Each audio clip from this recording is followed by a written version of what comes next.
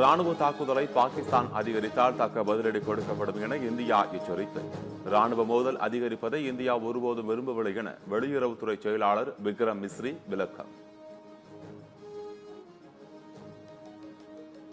இந்திய பாகிஸ்தான் எல்லையில் குவிக்கப்படும் இந்திய படைகள், CRPF வீரர்கள் கூடுதலாக ஜம்மு காஷ்மீருக்கு அனுப்பி வைப்பு. கொல்லப்பட்ட பயங்கரவாதிகளின் இறுதிச் சடங்கில் பாகிஸ்தான் அரசு அதிகாரிகள் பங்கேற்றது மரியாதை. உலகளாவிய பயங்கரவாதத்தின் மையம் பாகிஸ்தான் என வெளியுறவுத்துறை செயலாளர் விக்ரம் மிஸ்ரி குற்றச்சாட்டு. இந்தியாவின் ராணுவ நிலைகளை குறிவைத்து பாகிஸ்தான் ராணுவம் ஏவிய ஏவுகணைகள் நடுவானிலேயே அழிப்பு. பாகிஸ்தானின் வான்தடுப்பு அமைப்புகளும் அழிக்கப்பட்டதாக கர்னல் சோஃபியா குரேஷி அறிவிப்பு. தேச பாதுகாப்பு கருதி ஓடிடி தளங்களில் உள்ள பாகிஸ்தான் படங்கள், வெப் சீரிஸ்களை நீக்க வேண்டும். இந்திய ஓடிடி தளங்களுக்கு மத்திய தகவல் மற்றும் ஒலிபரப்புத்துறை அமைச்சகம் உத்தரவு.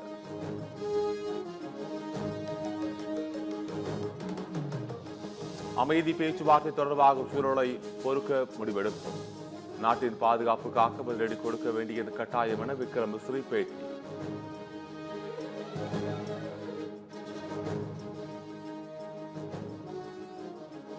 பாகிஸ்தான் ஏவிய ஏவுகணைகளை இடைமறித்து அளித்த ரஷ்யா வடிவமைத்த அதிநவீன வான் பாதுகாப்பு கவசம் 400 கிலோமீட்டர் தொலைவில் உள்ள இலக்குகளை இடைமறித்து அளிக்கும் வல்லமை கொண்டது S-400 சுதர்சன சக்ரா வாகனம்.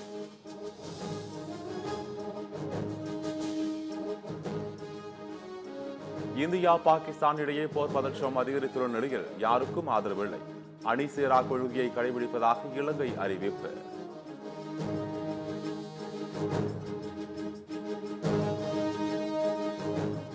பாகிஸ்தானில் அடுத்தடுத்து ட்ரோன் தாக்குதல்கள் நடப்பதால் பதற்றம். பாகிஸ்தான் தலைநகர் இஸ்லாமாபாத்தை தொடர்ந்து ஒலிக்கும் சைரன் ஒலி.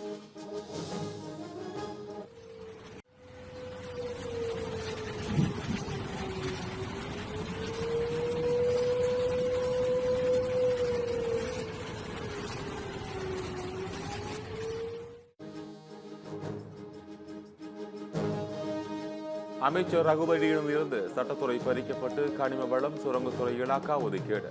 துரைமருகனிடமிருந்து கனிம வளம் சுரங்கத்துறை இலாக்கா பறிக்கப்பட்டு நீர்வளத்துறையுடன் கூடுதலாக சட்டத்துறை ஒதுக்கீடு.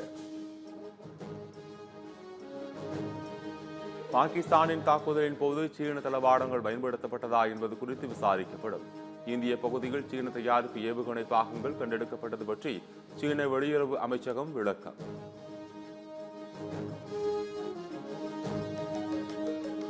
லாகூர் நகரிலிருந்து அமெரிக்கர்கள் உடனடியாக வெளியேற அந்நாட்டு அரசு உத்தரவு. லாகூரில் வான் பாதுகாப்பு ரேடார்களை இந்தியா அளித்த நிலையில் அமெரிக்கா அறிவுறுத்தல்.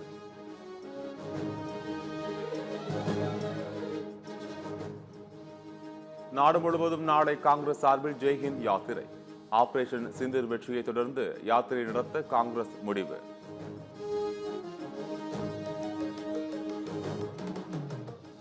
திருச்சியில் நடிகர் சிவாஜி கணேசன் சிலையை திறந்து வைத்தார் முதலமைச்சர் மு.க. ஸ்டாலின். சிவாஜி கணேசனின் உருவப்படத்திற்கு முதலமைச்சர் மலர் தூவி மரியாதை.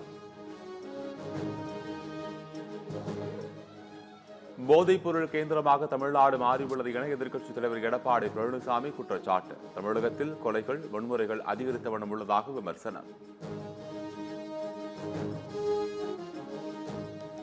சட்டம் ஒழுங்கு சீரழிந்து விட்டது என திமுக ஆட்சியை குற்றம் சொல்வதற்கு எடப்பாடி பழனிசாமிக்கு தகுதி இல்லை.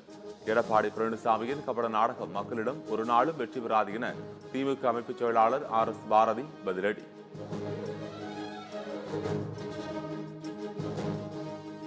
கடலூரில் குடிப்பழக்கம் இல்லாதவர் மீது மது அருந்தி வாகனம் ஓட்டியதாக வழக்கு பதிவு செய்த விவகாரம். பாதிக்கப்பட்டவருக்கு 1 லட்சம் ரூபாய் இழப்பீடு வழங்க மாநில மனித உரிமை ஆணையம் உத்தரவு. நடிகர் சிவாஜியின் அன்னை இல்லம் ஜப்தி உத்தரவை ரத்து செய்ய தனி நீதிபதியின் உத்தரவுக்கு தடை இல்லை. தனி நீதிபதியின் உத்தரவுக்கு தடை விதிக்க உயர்நீதிமன்ற 2 நீதிபதிகள் அமர்வும் மறுப்பு. தமிழகம் புதுச்சேரியில் வரும் 14ஆம் தேதி வரை மழைக்கு வாய்ப்பு இருப்பதாக வானிலை மையம் தகவல். அதிகபட்ச வெப்பநிலை இயல்பு விட 2 முதல் 3 டிகிரி செல்சியஸ் வரை அதிகரிக்கும் என கணிப்பு. வாட்டிகனில் புதிய போப்பை தேர்வு செய்வதில் இழுபறி. வாக்கெடுப்பில் புதிய போப் தேர்வாகாததால் சிம்னியில் கரும்புகை வெளியேற்றம்.